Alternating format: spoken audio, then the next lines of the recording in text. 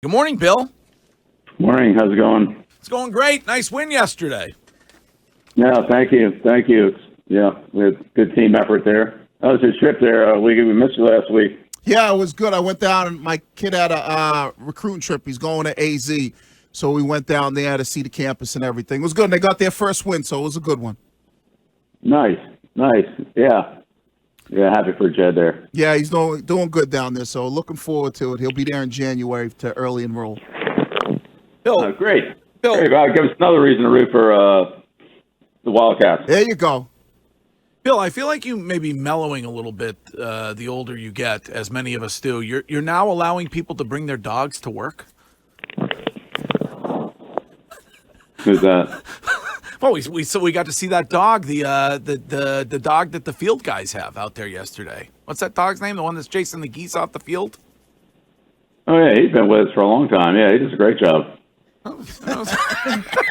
So he did his job. He would look like he was asleep during the game yesterday, but normally he does his job. Is that what you're saying, Bill? Yeah, absolutely.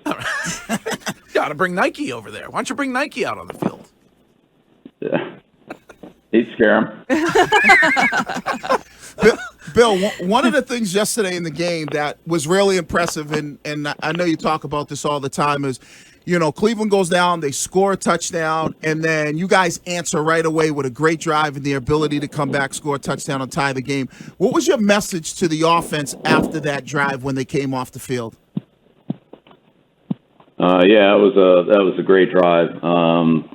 A lot of well-executed plays, some third down, screens, runs, just, good overall execution. We just, need to keep doing that. One drive is great, but, we're not going to be able to run those same plays the rest of the game. We're going to have to do some other things. And defensively, we got our feet back on the ground with a good, good field position playing a kicking game, and then Kyle's interception, and then put the ball in the end zone. So it was, it was a good sequence there that went from 7-0 to 14-7, and sometimes you need those, a couple of those plays to really kind of get you hit that springboard, but we did, and that was great. Bill, Mac Jones gave a lot of credit to the offensive line after the win. He was only pressured 3 times against a team number 2 when it came to pressuring quarterbacks. How impressed were you with those guys? Yeah, line did a good job. The receivers did a good job. Tight ends. It's, again, team offense. You have to protect. You have to get receivers open. They have to catch the ball. We made a couple tough catches there. KB's touchdown catch was a tremendous play, and we had some nice catch and run plays on screens. Jacoby made a couple tough catches for first downs. So it's really offensively, like it always does. It comes down to team execution. It's not just one guy that can move the ball or attack a defense. You got to have everybody working together, and we had that yesterday. And not down to just one guy, but Trent Brown making his return. How impressed were you with his play on the field and him getting him back? Yeah, nice to have him back. It was great to see him out there. He definitely helped us, and offensive line. From where it was, a few weeks ago when we, it's really a little bit of a struggle just to get 5 guys out there. Now, we on paper, have some depth and have gained some experience working together and all that. So we'll see how that goes, going forward. We all know that can come and go quickly. So we'll see what happens. But it was certainly good to have Trent and have everyone out there yesterday. They all contributed. Short week, Thursday night road games are always difficult. How do you adjust the plan in preparation for Atlanta? We just have to get started today on the scouting report and use Tuesday and Wednesday as our preparation days, and be ready to go on Thursday night. So we got a little work to do, but we're going to come in today and start banging away on it. Josh McDaniels at it again, does a great job of scheming up and getting guys involved in a number of different ways. How important is he, not just to this team, but to this organization? Yeah, Josh does a tremendous job. He does a great job of game planning, play calling, and coaching all the little things that make a difference in the success of a play. Coaching points, techniques, things like that. He did his usual, outstanding job yesterday. I talked about it last week. It's every week. It's a different defense, different players, different different points of attack. But he does an excellent job of identifying them and putting the players in position where they can be productive. And he had a great day yesterday. Bill, when it comes to chemistry on a team, it seems like this team has great chemistry. Is this one of the better team chemistries that you've seen? Jacoby gets that touchdown yesterday, and everybody's out there celebrating with him. Is that something you've noticed with this team? I think the teams, they've worked hard and they've competed well and worked together well all year. We still got a long way to go here, so we'll see what happens. But hopefully we can just keep stringing good days together and everybody really being responsible and accountable for what they have to do, being prepared to do it, and then going out there and executing it against good competition on game days. You guys honored the military yesterday, and it really did all last week. We talked to Devin McCourty on Friday about Joe Cardona and Malcolm Perry addressing the team. How important is it for you to have guys like that in your locker room? Those guys are.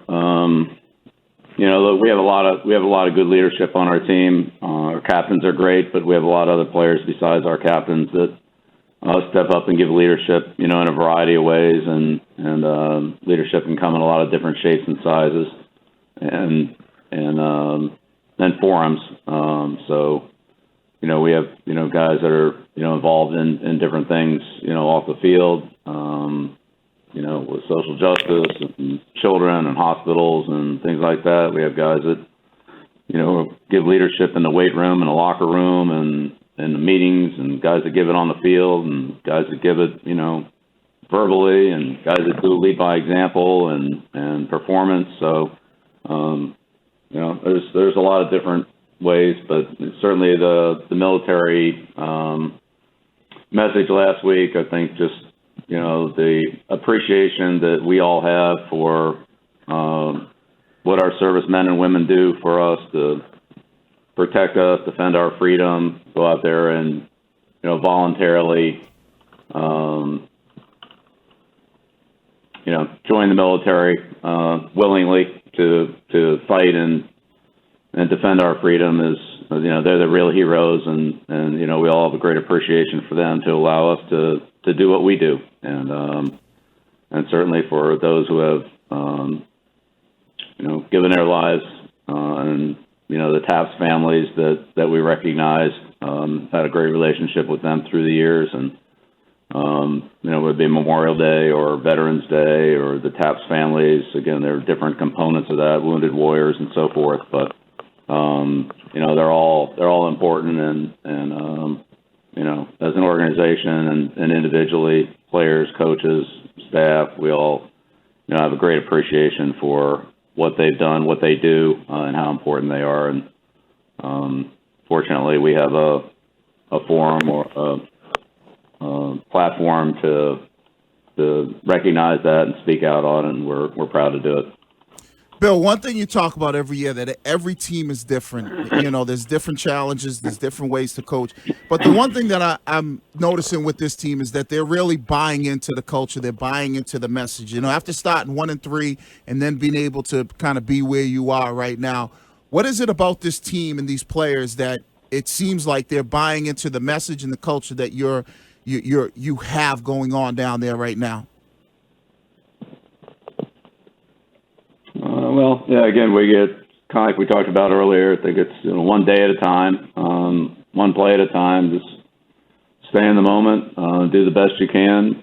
Be prepared, take advantage of your opportunity, and then move on to the next one. And I think when you do that, then the rest of the results take care of themselves. But you've got to believe in the process. You've got to work through the process, and then the results will follow. So. that's really what we're trying to do. We're not worried about what our record is or what's going to happen 2 quarters from now or 2 series from now or whatever it is. Just, try to have a good day today, try to do as much as we can, and then, get a good night's rest and eat, sleep, and hydrate properly and get ready to do it again tomorrow and, string them together and then be ready to compete on game day. Bill, you've been in the NFL since 1975 with the Falcons coming up on Thursday night. I'm curious to get your feelings on Super Bowl 51. That game, was that the most memorable game you've ever been a part of?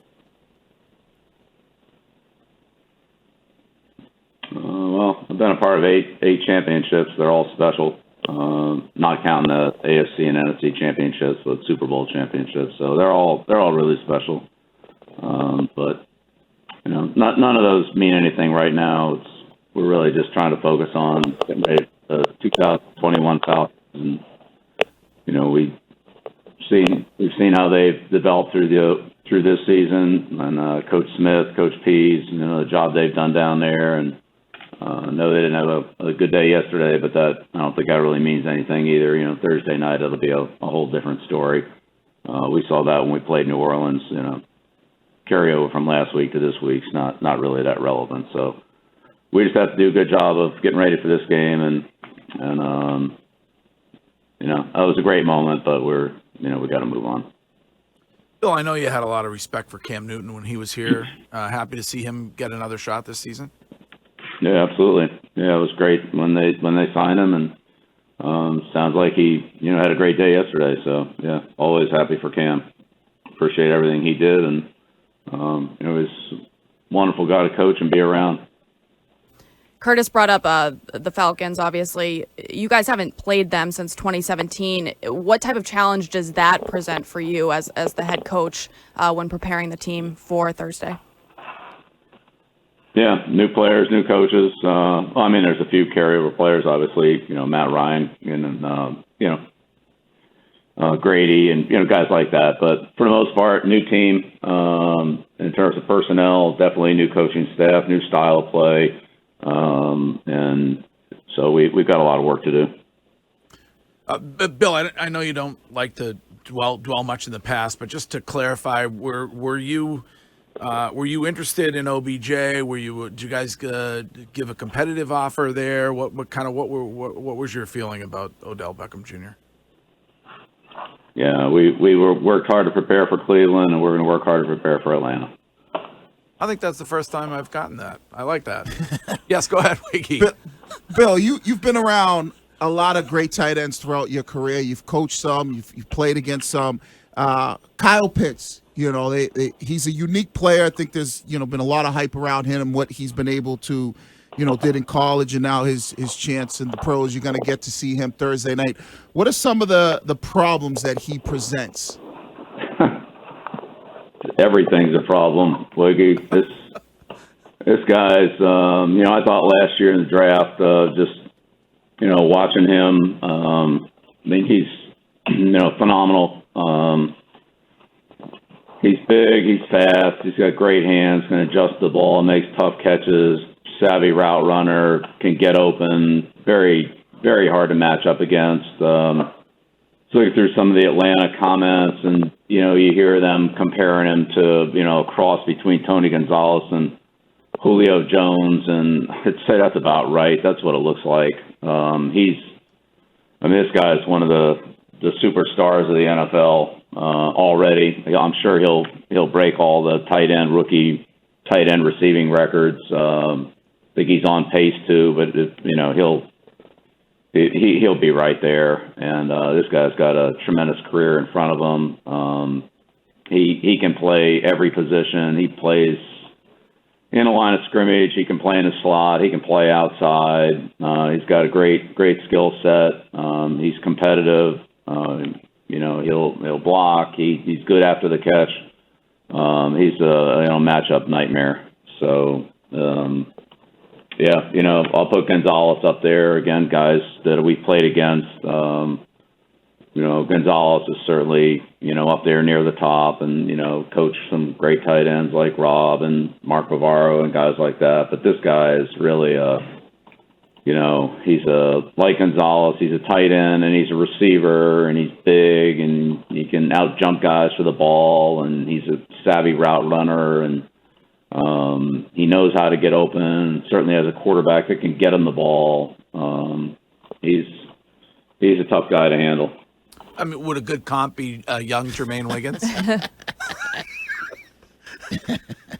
Again, I think a good comp would be really just what I said, somewhere between Gonzalez and Julio Jones. It's pretty good. Both those guys played for Atlanta. I mean, they know him. They've seen him. We haven't seen him in person, but Ryan's been with those two guys, and I think when you start talking about that level of player, sometimes you kind of maybe you're not sure how much of it's hype, how much of it's real, based on the games I've seen. It's pretty real. I mean, he went out, he killed Miami, 165 yards in that game, and he's got a lot of really good plays, and honestly, he sucks a lot of coverage that opens things up for the running game and some of the other options in the passing game. So he's a very dynamic player that's going to demand some heavy attention, or he'll just kill you by himself. Last one from me, Bill. Nick Saban was on NFL Countdown talking about how you guys went to a bunch of concerts together, minus Bon Jovi. Any other bands that the two of you have in common that you went to see shows? Oh yeah, we went to a few, and Nick went to college with Joe Walsh at Kent State, so really? It's a good connection there with Joe, and when John came up, he had some shows in Cleveland and all that, so yeah, Nick's great. We had really a lot of did a lot of social things together. Terry, she's definitely the life of the party too, so we always had a great time with them, and shared some great experiences there. Awesome. All right. Well, we'll let you get back to work. Short week. Thanks for being on this morning, Bill. We'll talk to you on. We're talking Friday. Or we talking Monday? Monday. We'll talk to you on Monday, Bill. All right. Great. Sounds good. All right. See you, Greg. Thanks. All right. Thanks.